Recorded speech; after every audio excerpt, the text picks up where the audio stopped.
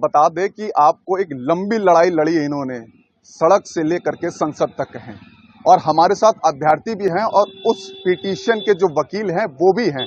69,000 शिक्षक भर्ती संघ के जो प्रदेश अध्यक्ष हैं सुशील कश्यप, वो भी हमारे साथ हैं। वो खुद पिटिशनर भी हैं और खुद उससे जो ये पीड़ित थे इन्होंने खुद दायर किया था और ये भी अभ्यर्थी थे। तो इन्हीं से जानते हैं कि पूरा मामला क्या है पूरा मामला और क्यों जाना पड़ा आपको कोर्ट और कितने साल तक आपने संघर्ष किया। देखिए, उत्तर प्रदेश की सरकार ने 2018 में एक विज्ञापन निकालती है और ये कहती है कि हमको 69,000 शिक्षकों की भर्ती करना है। 2018 में विज्ञापन निकालने के बाद 2019 में 6 जनवरी 2019 को इसका एग्ज़ाम कराती है। एग्ज़ाम कराने के उपरांत 1,46,060 कैंडिडेट्स इसमें क्वालिफाई हो जाते हैं। क्वालिफाई होने के बाद में 1/6/2020 को सरकार जो है 67,867 जो 69,000 के सापेक्ष अभ्यर्थियों को नियुक्ति करना होता है, उसकी एक लिस्ट पब्लिश करती है।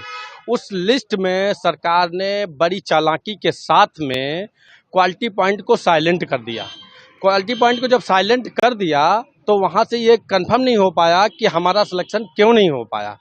जब हम लोगों ने बेसिक शिक्षा विभाग की साइट से इस पूरी लिस्ट को निकाला और एक एक अभ्यर्थियों के एनालिसिस करने के उपरांत ये पाया कि इस 69,000 शिक्षक भर्ती में तकरीबन 18,000 आरक्षित वर्ग के अभ्यर्थियों का नुकसान हुआ है। यहाँ तक कि जब इस नुकसान को हम लोगों को पता चला तो हम संबंधित अधिकारियों को, बेसिक शिक्षा मंत्री को और जो भी जिम्मेदार लोग थे उनको बताना या अपना प्रतिवेदन देना शुरू किया। उसके बावजूद भी ये अधिकारी लोग डिनाई करते रहे। लिहाजा मुझको 2020 में राष्ट्रीय पिछड़ा वर्ग आयोग जाना पड़ा। वहाँ पे हम अपनी गुहार लगाई, जहाँ पर राष्ट्रीय पिछड़ा वर्ग ने इस मामले का संज्ञान लिया और 23 दिसंबर 2020 को उत्तर प्रदेश को ये निर्देशित किया कि ये बहुचर्चित 69,000 शिक्षक भर्ती में तकरीबन जो है 18,000 सीटों पर स्कैम हुआ है, इसकी आरक्षित वर्ग के अभ्यर्थियों की भरपाई की जाए। उसके बावजूद भी सरकार ने ओबीसी को जो 27% आरक्षण मिलना चाहिए था उस जगह पे 3.86% ओबीसी को, एससी को 21 की जगह पर 16.2% आरक्षण देकर के इस भर्ती का चैप्टर क्लोज करना चाह रही थी। लेकिन हम लोग बार बार सरकार से, जो ब्यूरोक्रेसी में बैठे लोग थे, उनसे निवेदन भी यही कर रहे थे कि इस भर्ती में घोटाला हुआ है।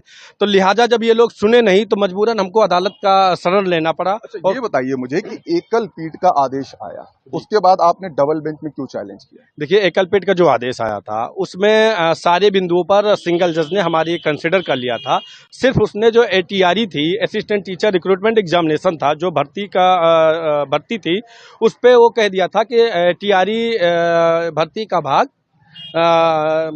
का भाग है। जबकि इससे पहले राघवेंद्र प्रताप सिंह एंड अदर्स की अपील डबल बेंच में डिसाइड हुई थी। उसमें ये बात डीबी ने क्लियर कर दिया था कि भर्ती जो है ATRE is only qualifying examination, not part of recruitment, ये भर्ती का भाग नहीं है। उसी बिंदु को ड्राफ्ट करके हम लोगों ने स्पेशल अपील फाइल की, जिसको न्यायपालिका ने गहनता से जो है उस पर सुनवाई की और एक जो है कि सेट असाइड जजमेंट पास किया कि ये ATRE is only qualifying examination, not part of recruitment.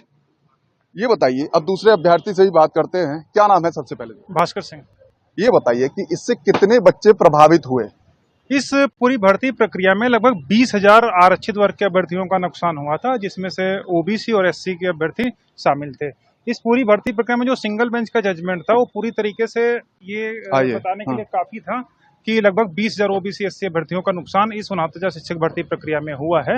लेकिन सारी मांगे हमारी मान ली गई थी सिंगल बेंच के द्वारा। केवल जो भर्ती परीक्षा थी, सिंगल बेंच ने विदाउट एनी ऑब्जर्वेशन ये फाइंडिंग दे दी थी कि जो सहायक अध्यापक शिक्षक भर्ती परीक्षा रिजर्वेशन वहां पर लागू हो जाएगा। डिवीजन बेंच ने ये कहा कि रिजर्वेशन जब आप फाइनल मेरिट सेलेक्ट लिस्ट बनाएंगे वहां पर जाना है, बताइए। फाइनल मेरिट बनाई जाएगी, वहां पर जो है ये डिसीजन लागू होगा और रिजर्वेशन वहीं पर मिलेगा।